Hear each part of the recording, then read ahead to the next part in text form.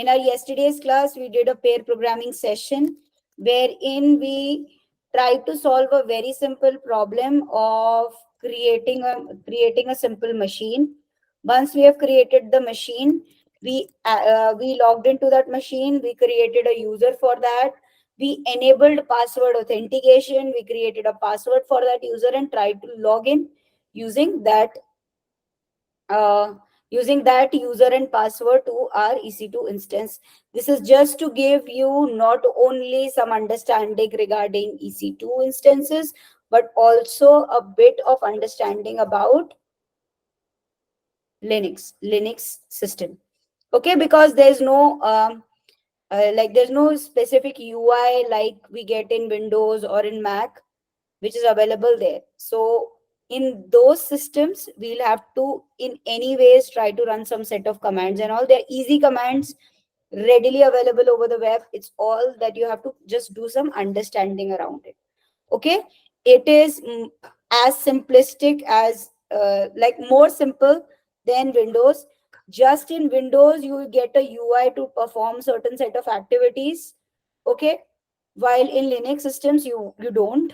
Okay, important of having these Linux systems is that there is some capacity of your resources, like your CPU, your memory and other things are used. A graphic card and others are used to display or make it visually appealing as you see it now. Okay, so when it comes to servers or end servers, we don't want to have that visual UI and all of that. We want a maximum capacity of that server to be used by the application for which it is made for. Okay, it is very simple as I have a card. Okay, I am like that card gives me a lot of features, but when it is giving me a lot of features, availing those features becomes difficult. Okay, example, let's take insurance. I have a big insurance which gives me this feature. Okay, but when I'm going ahead and availing some features, okay, it is taking that time to avail those features. But example, if I give you some quick card or some credit card and I give you just to swipe it, okay, as soon as you swipe your work is done. So it is a very minimalistic thing, as in it's just for doing some credit transactions, but at the same time that minimalistic thing is able to solve the problem in the most efficient way. Okay, that's why we try to use more of Linux systems, because most of their capacity is not used in UI or like visual appearance, but is used by applications or services that really need it. Okay, rather than just displaying it for the user, because it's not something that end customer will see. Okay, it's just for you and me to go ahead, log in, do certain tasks and all of that. So since we are experts, we are expected to go ahead and work it in that way. Okay, because higher capacity, most of our capacity will be used for our resource completely. Okay, and will not be wasted. Okay, plus in servers generally during deployments or that kind of activity you log in. Okay, it's not for direct login and frequent activities and all of that. So that usage for us also is pretty much something that we don't want to do every day. Okay, on production servers specifically. Now let's come back to what we will be learning today. We'll be learning a bit uh, about a simple AWS architecture, and we'll try to create that architecture. We'll try to understand that architecture and create it. Okay.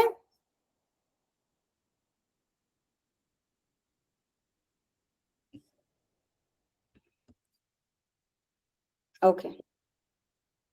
Now I am quickly sharing my screen. Can you guys see my screen? Can you see this video that you see here? Like this preview? Yes, Parul. Okay. So this is a very simple architecture. Okay. Every time somebody designs an architecture or designs how things will look like, it is going to look in this manner. Okay. wherein this AWS reflects our AWS account. Okay. Now inside this AWS account, they're doing they have certain things. Okay. Now inside this AWS account, there is a region. Okay. In this region, second thing that you'll see is to availability zone and a VPC. Now let's try to understand what a VPC is, how to create it, and then we'll go ahead and create all of these resources that you see here on screen, one by one, dot by dot. Okay.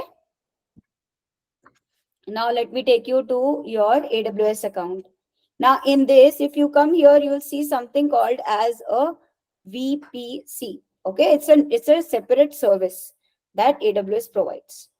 Full form of this is virtual private cloud. Now, why is it there? Okay, so uh, let's take it in a like in a normal scenario. Okay, when we come to you are in a company. Okay, we have 5 machines where you guys work. Okay, all of those 5 machines are connected to each other. Okay, so this entire thing for me is a network of computers. Okay, now since I'm putting it in a restrictive company environment, like because they are desktops, I'm putting it in in a company's and in a company building. Okay, so that company, okay, that is a logical uh, like here there is a physical system. Okay, within that we have our network, right? So that outer layer where our systems are kept, where our network is kept, is called as VPC. Okay, so now um also if you go ahead with the definition, let's also read a bit about the definition part of what a VPC is. A VPC is a secure, isolated, private cloud hosted within a public cloud. Okay, now um just give me a minute if I can try and show you this on uh no, on some screen.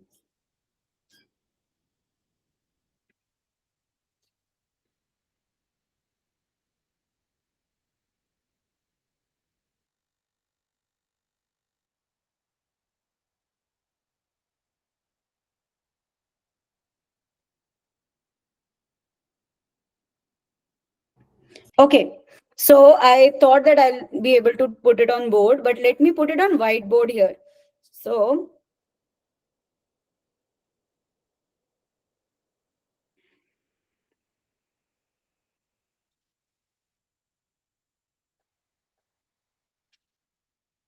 even if you don't accept it, it is okay. I am sharing my entire screen, so you should be able to see this board here. Can you see this board? Now let's try to bifurcate and understand this statement. Okay, I hope it's a yes. Okay. Um Now let's understand what a this is an entire public cloud. Public cloud as in public network. Okay, as in your entire AWS, all the servers and everything. Okay, in all of these servers, in all of this cloud where different companies and their data is kept uh, and everything is happening, there can be a situation that it is the same server and different companies virtual machines are there hosted on the same server, right? Now a major concern that they started with is, what if one company's server tries to interact with the other company's server? Okay, so this is something that we cannot allow to happen. So they came up with something called a virtual unit of a cloud. Okay, so instead of putting it publicly out there, as in, let's understand this. When it comes to putting servers, different servers in a single building, in a room, okay, and these are connected with each other only, it becomes pretty private, right? They are not connected to internet, they are just connected internally. They are also connected to internet with a router, that's fine. Okay, now what happens is they will be able to internally connect with each other. They are there in a building. That building will be called as a VPC. And example, if there are if we you have a big building, okay, you have multiple companies running on in that building. In one building there's one company running, in another building there's another company running, and all of that. Okay, so a person working in this company can talk to this company can talk to this company. Similarly, if there are all the servers kept in this floor, this floor, this floor, this floor, okay, what if there is an accidental connection that happens between a network that's there in this floor to this floor? They are all systems. Okay, accidentally there's a connection that happens. Now that is something that we don't want to do. So this entire building here will become a public cloud. Okay, and every floor will become a virtual private cloud for them. Like this floor, this is your network, only you can connect from here. You have a separate router, you have everything separate, you have connection separate, so no other systems is actually connected to these systems. There is another floor, another set of systems connected to another router, which is connected directly to your public your ISP providers and others. Okay, but is not connected to this router. If it accidentally connects to this router, it might be able to or this might be able to connect to some resources here if they're public. If they're not even public, then since it will become a private connection for the router, it might be able to go through. So we don't want that. Okay, so this is the building, this is your public cloud. In that, they have given you a feature to create a private cloud here. Okay, this is a virtual private cloud.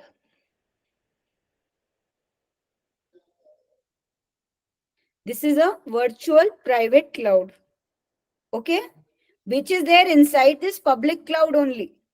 Okay, but this is isolated and specially created for you for your account. Okay, example, this is your AWS account. So in your AWS, these are all logical units, okay? They are not physically available. You can't just go ahead and see a VPC. Okay, so this is a what do you call,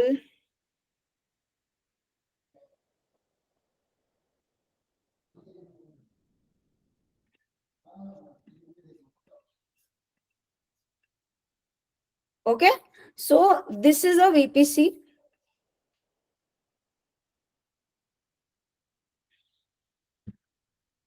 It comes just one forward to this. Okay, so this is public cloud, this is your AWS account. In your AWS account, you'll have a virtual cloud, okay, or a virtual set of servers that will be created for you, and they are virtually interlinked to each other via some connections, via some virtualizations, via some system. Okay, just take that out of your mind as to how they are doing it. Okay, you have to understand that for a public cloud where everything, all the servers and everyone is there, for your account there is a separate cloud, virtual private cloud that they have created, that is specifically available only internally in your network. Okay, and will host only your services. Okay, so example, you can now host your EC2 VPC, EC2 instance and others here inside this VPC. Okay, so it will not be publicly available, it will not interact with any other thing because it is isolated from each other. It's like I have a server room, I have many servers kept in this room, and this room is locked. Okay, if this room is locked, nobody from outside will be able to come in, and internally they will still be able to talk until and unless you only open that door and go out. Okay, which means that until unless you put a connection outside for some specific stuff, there won't be anyone intruding in your system, where all of your databases, your instances, your everything will be kept here in this virtual cloud. Okay, you can have a number of virtual clouds. It doesn't have to be only one. You can have 2, 3, 4 in number. Okay, there is always a service quota limit to everything, but let's consider you can have like multiple VPCs. It's just that you have to pay for it. Okay, for the resources that you are creating in this. Now, example, if you see your AWS account, whenever you create a AWS account, by default, in every region, there you will find one VPC, which means that every region will have one VPC. This will have one VPC, this will have one VPC, this will have one VPC. It's not only one for all of them, it's going to be one in every region. Okay. So when we say this AWS, in AWS, in this region, it is a region specific resource. So in this region, we have one VPC. Now, this VPC that you see here that they create automatically for you, this is a public, like this is a VPC which will have one public subnet in all of the, in all the availability zone. Now, I said two different words here, subnet and availability zone, which we are going to learn in next. So to create a simple VPC, what I want is just to click on this option. Here there is an option to create VPC and more, as in you can go ahead and like they give everything. So do you want this? You don't want it, you delete it. Okay, delete this connection, delete this, remove this, whatever you want, you can just create that. Okay, and you can just, if you want, you can delete the routing, route tables and everything, connections. But I don't want to do this in this way. Okay, I want to do it this way, as in where I am controlling stuff. Okay, let's do it in this way only. Okay, now my name tag auto generation. So when I come here, there is no specific name that's given to this VPC. So I'll give name for this VPC as DevOps course public VPC. Okay, or public architecture. Okay, let's just say DevOps course VPC. Okay, now every VPC have a subnet or a subnet cider, as in, have you seen like if you have seen some machines, all of your machines, like even your internal system, like this is my internal system. If you see here, every system will have IPs, okay, or an IP that is attached to this system. Okay, so what happens is every time, like this is a local loop. Every time you create a system, or you connect your system to a DHCP server, again DHCP server, okay, it will assign a IP to your machine. Using that IP only, it will identify which machine it is talking to. Example, how will I identify I'm talking to Neeraj, or I'm talking to Harshita, or I'm talking to Rajeshwari, or I'm talking to anyone else? By your name, right? Similarly, machines or network will identify each other in this network using this IP that is allotted to them. Okay. So for a VPC, I can give a VPC ID, like VPC CIDR, that all the instances, everything that comes up in this network will be inside this CIDR. CIDR as in it is a range of IPs. Okay, it is not one IP, it is a range of IPs. You see this. And now I can, like, it's the same thing written here. So there are these many IPs in this CIDR. Okay. Here they have IPv6 also. This is V6. This is V4. We are not using V6 currently. Okay. According to this architecture, if you want, you can use. Okay. But for now, I'm just keeping it blank. Tenancy options, as in how you want to, what is the option that you want to create this VPC in. Default is shared. Okay. As in, there can be one machine where one like one VPC, one machine of one VPC is kept here, one machine of another VPC is kept there, here and there. So it's shared between resources. Okay, between companies, between resources, shared resources you're using. Dedicated, as in you have a dedicated server where only your VPC, your this VPC stuff will be kept. Okay. Example, if I have a dedicated VPC, as in which means that I have dedicated servers where only my VPC will reside and only my VPC stuff will be kept. Okay. Now here, if you see, there are two availability zones. So every region gives multiple availability zones. This is something that AWS gives us. Okay. Now, why do they give these two availability zones? Is example, tomorrow the VPC goes down. So your one region goes down. Okay. Or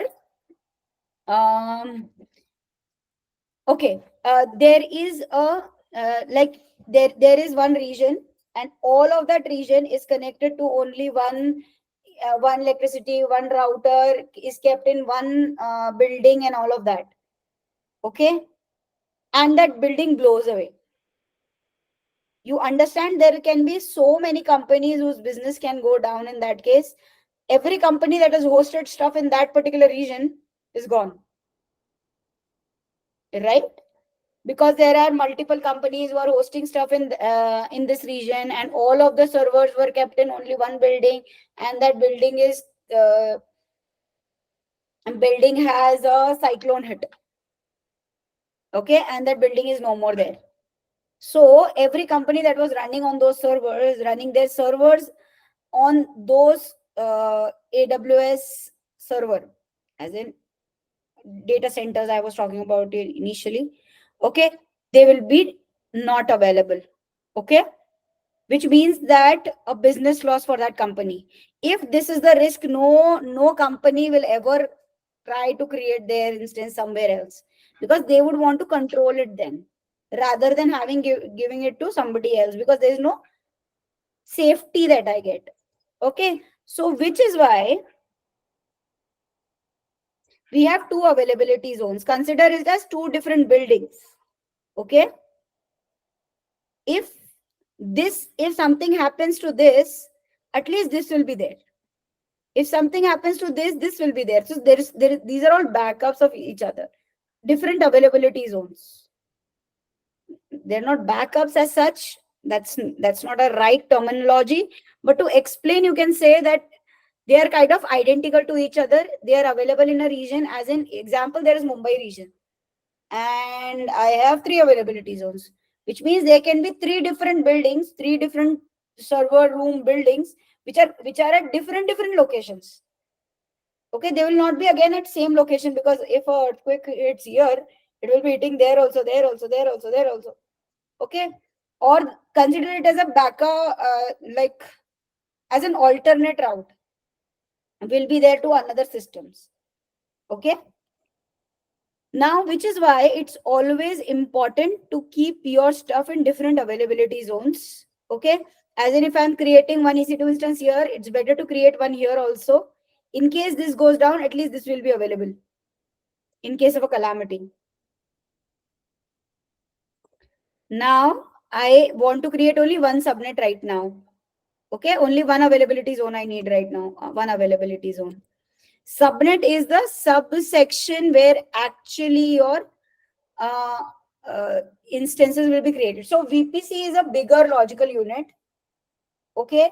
I will divide it into different smaller units, logical units, that will be subnets. These VPC resides, if you see here, VPC resides in a region. It is a regional resource. While a subnet, because I just said that it's better to create an EC2 instance in this availability zone and one EC2 instance in this availability zone, so that you have a backup of this instance here also. In case this goes down, this will be there. So now subnet is a logical unit that stays inside the availability zone. For this particular VPC, this subnet resides in this availability zone. This person resides in this availability zone. This person resides in this availability zone. Okay? Very similar. I'll give you a very nice analogy for this. You have an insurance company. Okay? Consider it as AWS. Consider it as a VPC. Consider it as a sales team of maybe Maharashtra. Okay? Sales team of Maharashtra is one VPC. Now, every sales team, it's never like all the sales team, every person is going everywhere. Okay? A person is decided or given a specific area, that this area, every request you will have to cover. Okay? That is your subnet. Got the point? Insurance company, inside insurance company, sales team of Pune. In sales team of Pune, there will be different salesperson who will be taking different charge of a specific region. Okay? So this subnet is basically region specific. Okay? If you go to the definition of subnet is just the range of IP addresses in a VPC which resides in a availability zone. So the difference between a VPC and a subnet is, VPC is basically a regional resource or a wildcard, like a regional resource, as in this region you have this VPC, while a subnet is a range of IPs that is allotted to, or a range of salesmen which are allotted to this region, this availability zone. Okay? So now this is my availability zone. I can, they have not decided which availability zone I have to give, so I have given this. Now this availability zone setting here is actually creating a subnet here. Can you see that?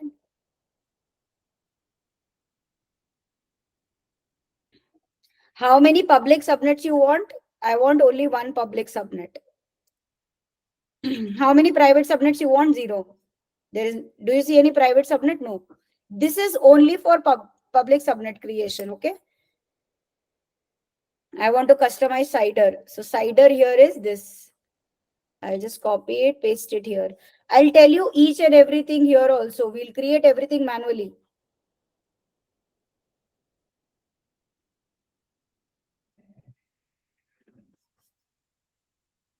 So this, nowadays, it's very easy to do and create all of this. So now it is creating a VPC for me. It is creating a subnet for me, a route table and a network connection. A route table, internet gateway, subnet, and a VPC is created here. So again, let's repeat. VPC, VPC, VPC. Subnet. This is one subnet, okay? Subnet, subnet here. So now public VPCs will have some specific route tables to be attached to. This is the route table. This will create that route table for you, and this is the internet gateway, which is again it is creating for you.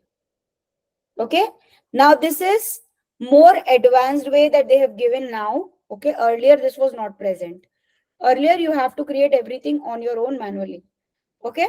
So this is one way of doing it. As soon as you will create it, it will go ahead and create all the resources.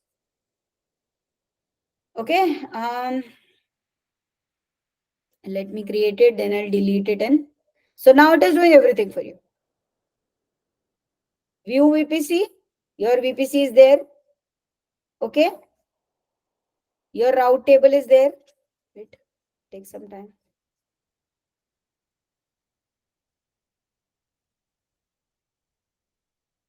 Your route table is there. If you go ahead and click on the route table, there are two routes. One is for IGW. IGW is Internet Gateway, and another one is for local. Local IGW. Right now, since they have given, they have enabled IPv6 also. That's why they're getting this. Else, they'll only get these two options because we have disabled that option. So Internet Gateway is there. This route table is there. This subnet is there, and this VPC is there. Okay, so all the resources are automatically created. Now let me go ahead and delete it and create everything manually. Okay, because I want you to see how it looks like when I'll create everything manually. Right now, I'm not created anything here. So let me delete it. Let's just wait for 2 more minutes. Now it's done. Okay, it's cleared up. Let me create a new VPC for you. I'm creating it again. Earlier, I created it using some internal stuff that they have given, VPC and more option. Okay, now I'm only creating VPC and other things I'll be creating manually. So earlier when I just clicked, it created the VPC, it created the subnet, it created the route table, everything. Okay, now here I'll be creating everything manually. So now let's go ahead and 10.0.0.0/16.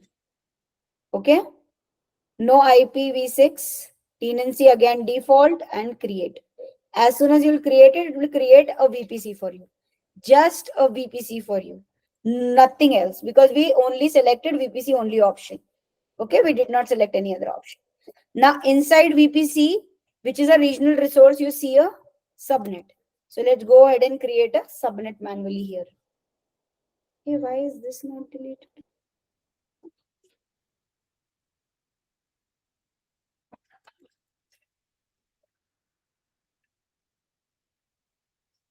Let me just recheck it. I highly doubt that should be present. Yeah.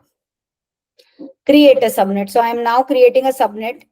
I'll select the VPC in which I have to create the subnet. Now see, this is a VPC resource. Can you see this is a VPC resource? Inside this, I see a subnet resource, right? Inside this VPC, I see a subnet, which means that I will have to select which VPC I want to create it for. I selected the VPC that I have just created. I am giving a subnet name, availability zone, IP address, IPv4 address. This you don't have to change because this is VPC CIDR. VPC CIDR is same. Okay. This is subnet CIDR. Subnet CIDR is in subnet IP blocks. Okay. If you see, they have mentioned it here, which will have 256 IPs now here. Now I create it. I create a subnet here. As soon as I create a subnet, it will create a route table, but a very simple route table it will create. Okay. Simple one. But I wanted to update this route table and let it look like this. But before this, I have to create this component also, that is Internet Gateway. So I now go to Internet Gateways option here. I see an Internet Gateway option. I create an Internet Gateway here. DevOps course IGW, I am giving it name. As soon as I'll click on, all you have to do is just give it a name. Okay, a name is already given. It is created. Now I will attach this IGW to a VPC. Because this IGW looks like outside the network, but I'll have to attach it somewhere, right? This connection needs to be there, this green thing. So I'll attach it. As soon as I'll attach it, I can now go on my route table.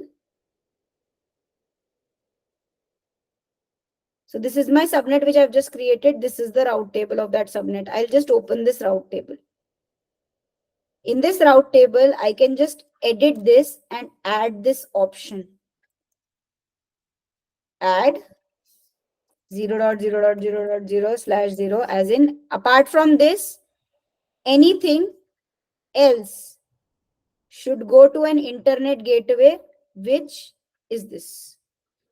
If you have more internet gateways, it will show you all the internet gateways here. Okay. Internet gateway, it will show you all of them and their names. So it's better you identify it with a name. Save changes. That's it. Now I'm giving it a proper name also.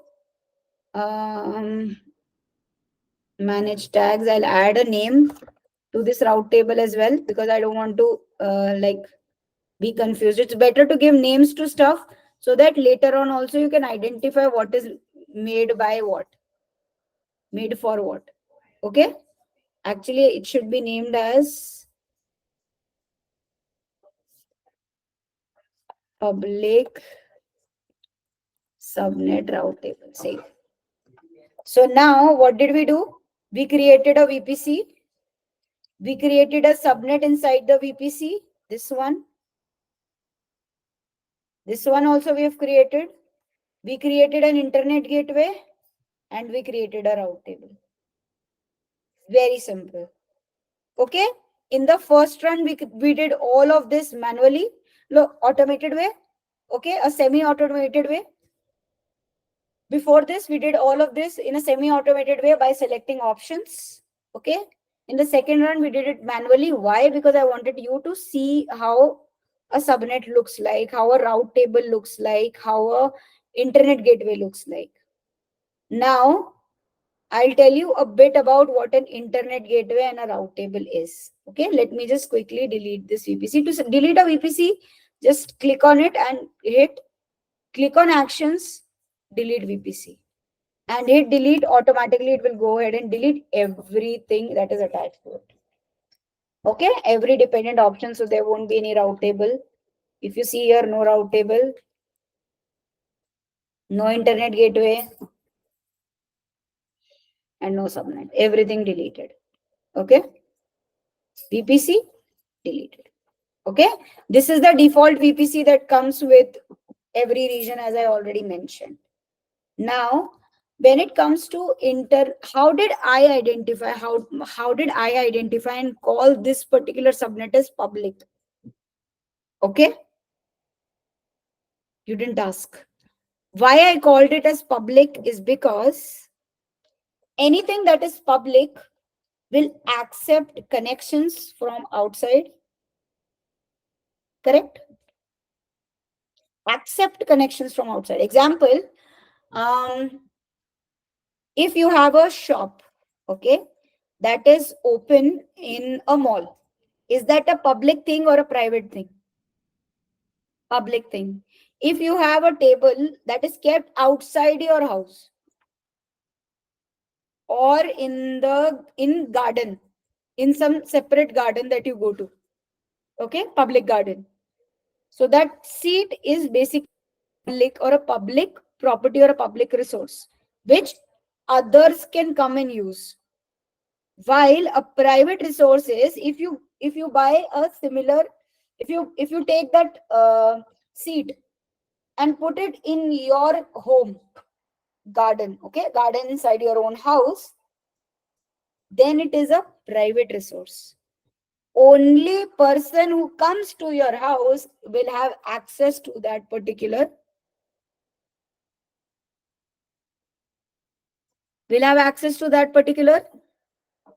seat. Correct?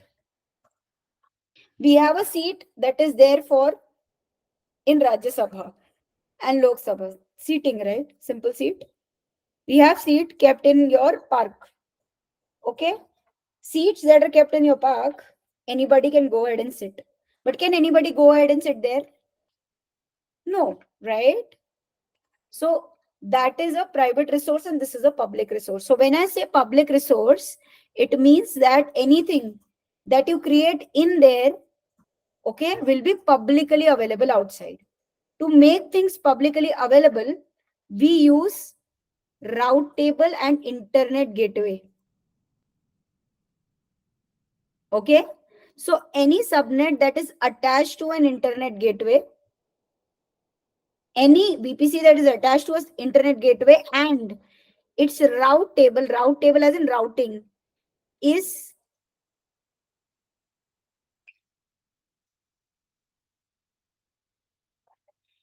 attached to an internet gateway. You have to attach VPC to an internet gateway, and then you have to update the route table to add this routing for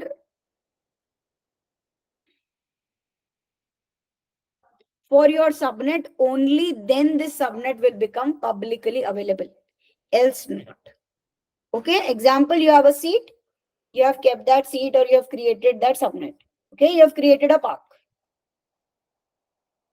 Only that park will be publicly available when you do a inauguration. Okay, so consider this as an inauguration. As in, you will have to attach that to a internet gateway. You will have to add this destination to make it publicly available.